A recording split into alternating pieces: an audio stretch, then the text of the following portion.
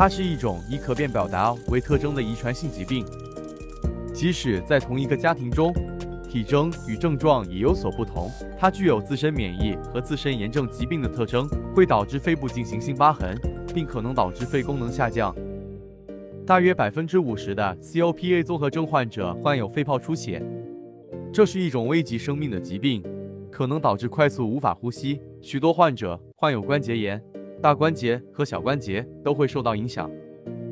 即使是儿童，也可能经历严重的关节炎症。有患者会出现肾脏炎症，它损害肾脏并降低其功能。COPA 综合症没有标准化的治疗方法，没有治愈方法，免疫抑制剂用于治疗个人